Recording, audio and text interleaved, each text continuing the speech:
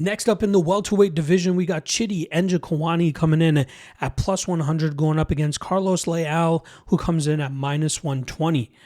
I start off on the Njokuani side, who suffered his first UFC welterweight loss last time around at the hands of Jake Matthews. That snapped a 3-fight winning streak for Njokuani, who was seemingly fitting into the welterweight division pretty well.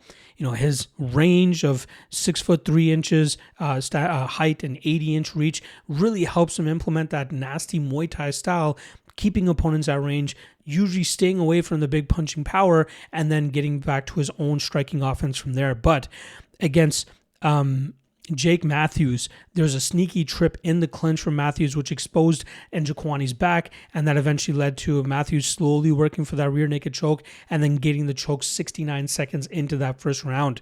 Njokuani did a decent job of defending in terms of attacking the hooks, not allowing Matthews to really secure that back position tight enough.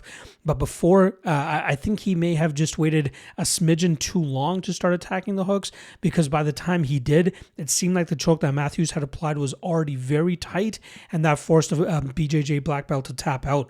But Njokuani is still talented. I know he's 37 years old, but as he's shown in the Zaleski fight, as he's shown in the Gooden fight, he is able to take some shots here at welterweight, which allows him to be a little bit more confident in terms of throwing his counters. He loves throwing those close range elbows, which obviously deals a lot of nasty damage to a lot of his opponents. He's skilled, and I think even at 37 years old, he still has a lot of high level wins within him. Will he get into the rankings? Will he burst into the top 10? Probably not, but there are certain stylistic matchups that I think we have to give him some credit for, and this could be one of those. And I think that's why we're seeing a lot of love come in here against Carlos Leal. Now, let's quickly talk about Leal before we break down this fight completely. Leal came into his last matchup as a massive favorite against Muslim Salikov, showing him no respect as you would expect the odds to. Unfortunately for Leal, overswung a little bit. Salikov counters him, puts him out cold, and Leal ends up suffering a defeat, which now brings his UFC record to 1-2. We know his UFC debut against Renat Fakhretdinov should have likely been a win for Leal, who did a great job in terms of nullifying the grappling of Fakhretdinov and landing more damage, but it seemed like the control time was being scored a little bit more by the judges, and that ultimately handed Leal a loss in his UFC debut. Then after that, he ran through Alex Morono, finishing him in the first round after hurting him pretty quickly, and he expected to do the same thing against Salikov. Unfortunately, it did not pan out for him. He's a power puncher. I think he is best with his Muay Thai. He usually shows no respect for his opponents, walks them down, throws big punches, throws big kicks, and eventually lines his opponents up with a big finishing shot. I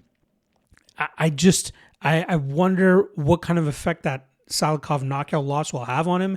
Like, it's not like he just got out-grappled like he did against Fakhretdinov. He got put out. You know, his style completely worked against him against Salikov, and he paid for it dearly. Will he be a little bit more reserved here? Is he going to have to crash the pocket more and more here now against Njokuani? You know, being at a 6-inch reach disadvantage, being at a 4-inch height disadvantage as well. Those things obviously come into play. Njokuani, you know, late last week was about plus 150, plus 170. Now he's down to plus 100 because there's a lot of money coming in on the Njokuani side, and I have to agree with it. I think Njokuani is the more skilled striker. I think he's the better BJJ specialist, but even if this fight stays in the striking realm, I believe in Njokuani's ability to eat 1 or 2 big shots from Leal and then dish damage back with his own knockout power. I expect this fight to last maybe a round and a half, maybe 2 rounds tops, but I think Njokuani is constantly going to be able to thwart the forward pressure of Leal, land those counters, and eventually one of those big shots will open up a finishing opportunity, and look for Njokuani to get a big win on home turf here as he knocks out Carlos Leal within 2 rounds.